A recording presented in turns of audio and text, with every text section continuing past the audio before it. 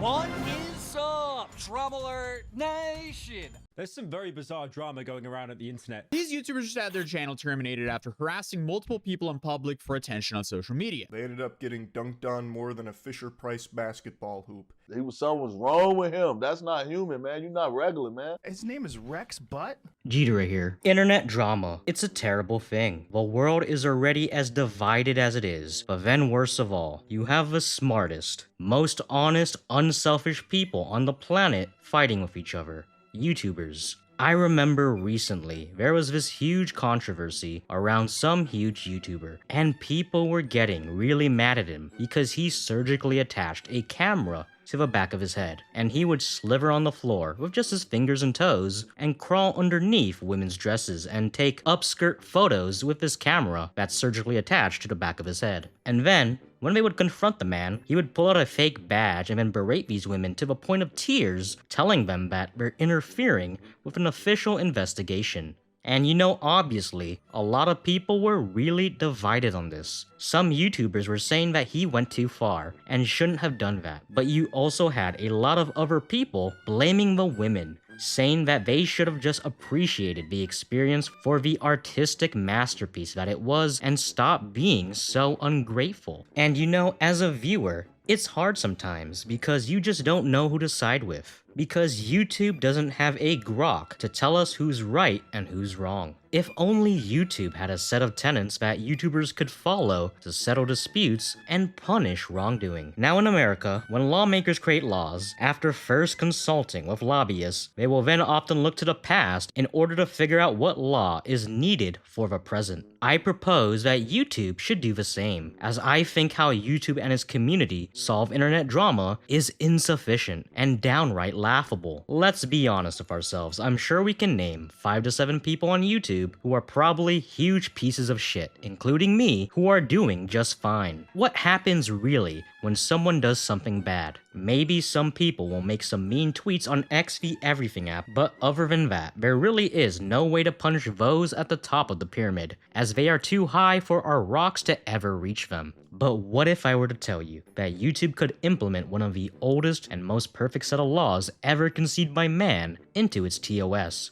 which would solve all the issues plaguing YouTube and its user base? I am of course talking about the Code of Hammurabi. Written about 3,700 years ago, the Code of Hammurabi is a set of Mesopotamian laws written by King Hammurabi of Babylon. These tenets were carved on a stone obelisk, which was then displayed in the middle of town, so that all citizens could be aware of the punishments that would befall them if they were to break any of these laws. You see, King Hammurabi had a very interesting approach to his legal system, as other Mesopotamian civilizations at the time focused on lame shit, like compensating the victim.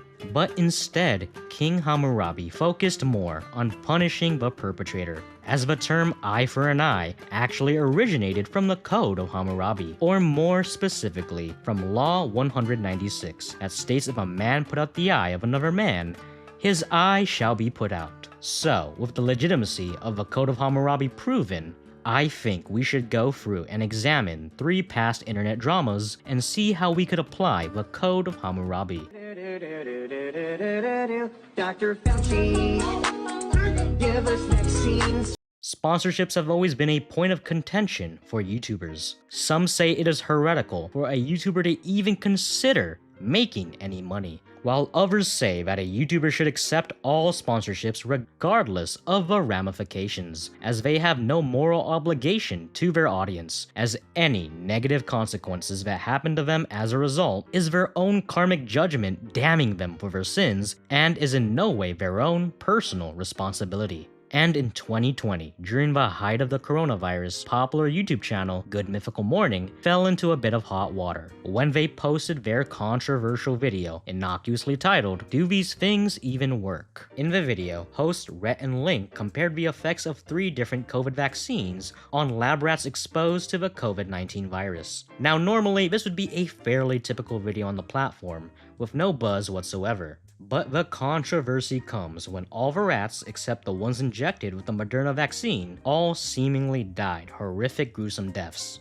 Like one of the rats exploded on camera, another one of the rats dissolved into a liquid mush of sorts, and I think one of the rats was shot at one point too. But it also didn't help that host Rhett and Link were accused of making multiple biased statements in the video, seemingly out of nowhere. For example, they said things like, "Only bozos use Novo, if you take Pfizer you're probably gonna die there, and modern men take Moderna." And also, it didn't help that instead of using their typical intro where they said "Good Mythical Morning," they instead said the words, "Good Mythical Moderna." In the end, nothing really came about the drama, as there was really no evidence to indicate that they were ever paid by Moderna. And anyone who argued otherwise was labeled as a hater who is a lonely loser who no one wants on their baseball team during PE. So, how would the Code of Hammurabi deal with this situation? So, in this instance, we have two parties. Party A, Rhett and Link of Good Mythical Moderna, and Party B, the people who are making the accusations that Good Mythical Morning was paid off by Moderna. Now, the Code of Hammurabi is very comprehensive.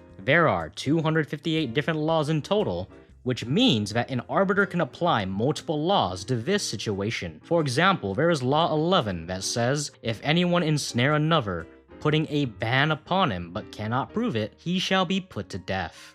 So, what this law is saying is that if the accusers are not able to present any evidence to the judge, Rhett and Link would be well within their rights to have these people ran over. But here's the thing, on the internet, evidence doesn't really matter, as people will just really believe what they want to. So, if Rhett and Link really wanted to clear their names, they would invoke Law 2 of the Code of Hammurabi, Trial by River. If anyone bring an accusation against a man, and the accused go to the river and leap into the river, if he sinks in the river, his accuser shall take possession of his house. But if the river prove that the accused is not guilty, and he escape unhurt, then he who had brought the accusation shall be put to death, while he who leaped into the river shall take possession of the house that had belonged to his accuser. In this case, the river acts as a sort of divine judge that judges the truthfulness of the accused. So, when Rhett and Link jump in the river, there are two possible outcomes that can happen. If Rhett and Link jump in the river and they float, the accusers are then executed, and Rhett and Link are publicly vindicated, maybe even rewarded by YouTube. Now, if they jump in the river and drown, the accusers get their house and all their possessions as a result, and Rhett and Link are then labeled as liars to the people forever.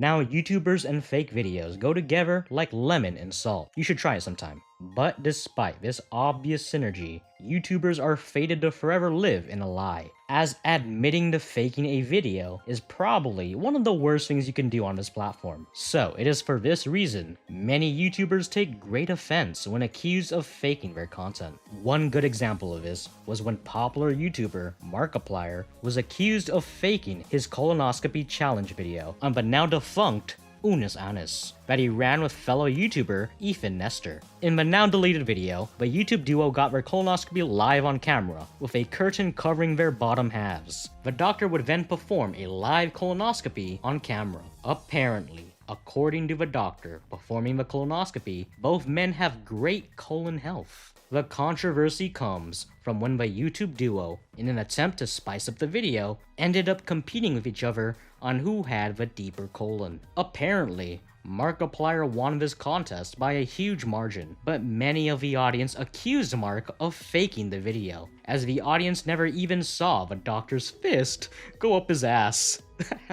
With one commenter saying, "There's no way my man Markiplier's ass that deep, bruh." Markiplier would then respond to this in a members-only stream, saying that the doctor was in fact able to fit his whole arm up to his elbow in his rectum. He then followed up by saying that he shouldn't even have to prove himself to people who've never even had a colonoscopy. So how would the Code of Hammurabi resolve this dilemma? Well, similar to the last situation, Markiplier could throw himself into a river and let the river decide his truthfulness. But let's say Markiplier doesn't care about his reputation. Well, in this instance, the judge would actually still side with Markiplier, as the absence of evidence isn't the evidence of absence. As according to Law 3, if a man bring an accusation against another and cannot prove it, he shall be put to death. So, for example, this guy who commented, "There's no way my man Markiplier's ass that deep, bruh," he would probably be executed. Now, the method of execution will vary. Most likely, this person will be thrown into a river and drowned. But hypothetically, what if the doctor lied and didn't actually perform a colonoscopy on Markiplier? Well, in this case, according to Law 218, which states if a physician make a large incision with the operating knife and kill him, or open a tumor with the operating knife and cut out his eye, his hands shall be cut off. What this means is that the punishment for medical malpractice / medical dishonesty is that your hands would be chopped off.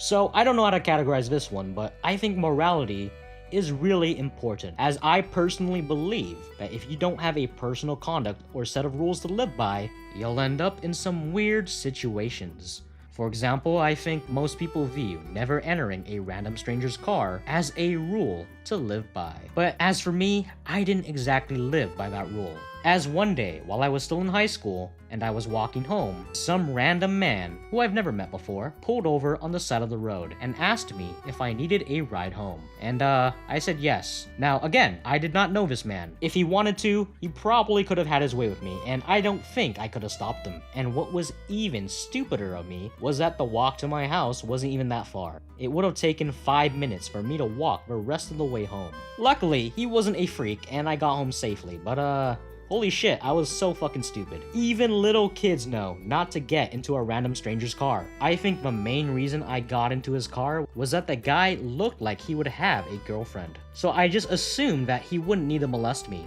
but I could have been wrong. But anyway, I just hope this helps illustrate why you need rules to live by, or else you'll just end up saying yes to everything and end up being dropped home by random men. Now, for this drama, I won't be naming any names, as I will be saying a lot of mean things about this person, as I don't respect them. So there's this guy, right? And he's kind of like a piece of shit, as he just pretends to be a necromancer when he's not. He's never done any of the rituals, and he's never even read the Necronomicon. So yeah, this guy, who's a real piece of shit, made these videos pretending to summon like dead YouTubers and celebrities at 3 AM. And I'm pretty sure he would make these videos before the family even had a chance to bury the body. So yeah, real slimy shit, right? So basically he has his girlfriend and then he announced that she died or something in a car crash. And then he went on to make this video pretending to summon her soul, which is already pretty bad, but turns out she wasn't even dead. I guess that's a good thing, but damn, do you really need rent that bad? Brave statement incoming. Pretending your girlfriend is dead and exploiting that for personal gain is pretty bad. And the Code of Hammurabi agrees, as a judge would probably burn him at the stake or exile him into the desert with no water, where a pack of vultures would then constantly circle around him, just waiting. But anyway, I hope I made my case to you, the viewer, on why YouTube should implement the Code of Hammurabi into its TOS, as I am just frustrated, as oftentimes it seems like the bad guy kinda just wins. But it's okay, as I know that eventually all their earthly sins will be weighed against the feather and they shall receive their due judgment. But if you guys want to make sure that the good guy wins, please subscribe, as I need more of you, as currently all my money is tied up into lottery scratchers. I'm hoping I hit it big. But anyway, have a good day. Bye.